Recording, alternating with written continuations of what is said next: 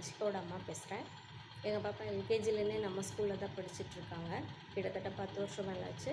இந்த 10 வருஷத்தில் பார்த்திங்கன்னா நம்ம ஸ்கூல் ரொம்பவே இம்ப்ரூவ்மெண்ட் ஆகிருக்கு. அகாடமிக் வைஸ் பார்த்திங்கன்னா நிறைய குழந்தைங்க நல்லா படிக்கிறாங்க. நிறைய குழந்தைங்க நல்லா படிச்சுட்டு வெளியே போய் பெரிய பெரிய வேலையிலையும் இருக்காங்க. அதுக்கு காரணம் முழுக்க முழுக்க நம்ம ஸ்கூல் மேனேஜ்மெண்ட்டும் நம்ம ஸ்கூல் ஸ்டாஃப்ஸும் தான். அவங்க எல்லாத்துக்கும் ஒரு பெரிய தேங்க்ஸ். அகாடமிக் வைஸாக மட்டும் இல்லாமல் நம்ம குழந்தைகிட்ட இருக்க திறமையை வெளியே கொண்டு வர மாதிரி சயின்ஸ் எக்ஸிபிஷன், டேலண்ட் ஷோ எல்லாம் வருஷம் நடத்துகிறாங்க. அதில் நிறைய குழந்தைங்க சயின்ஸ் எக்ஸிபிஷன்லாம் நல்லா பண்ணுறாங்க. டேலண்ட் ஷோவில்னா அதுக்கு முழுக்க காரணம் நம்ம ஸ்கூலில் ஒர்க் பண்ணுற ஸ்டாஃப்ஸும் மேனேஜ்மெண்ட்டும் தான்.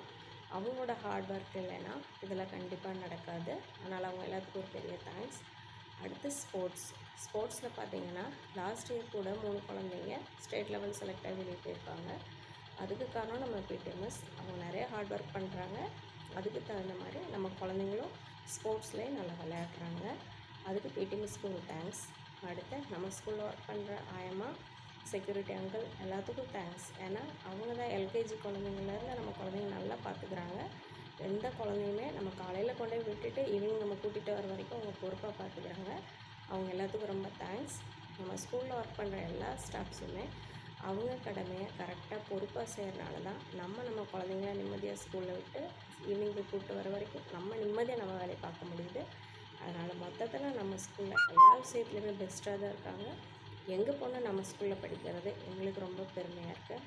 அப்புறம் குழந்தைங்களுக்குலாம் ஒரு சின்ன மெசேஜ். நீங்கள் இந்த வயசில் தான் நல்லா படிக்க முடியும், விளையாட முடியும், உங்கள் திறமையை வளர்த்துக்க முடியும். இன்னும் நீங்கள் பெரிய குழந்தைங்களாக உங்களுக்கு பொறுப்பு அதிகமாகிடும். அதனால் இந்த வயசில் நல்லா படிங்க, பெரியவங்க சொல்கிறத கேளுங்க, டீச்சர்ஸ் சொல்கிறதையும் கேளுங்க, உங்கள் திறமையெல்லாம் வளர்த்துக்கோங்க. வாழ்க்கையில் நல்ல பெரிய ஆளாக வாங்க. எல்லாத்துக்கும் ரொம்ப தேங்க்ஸ்.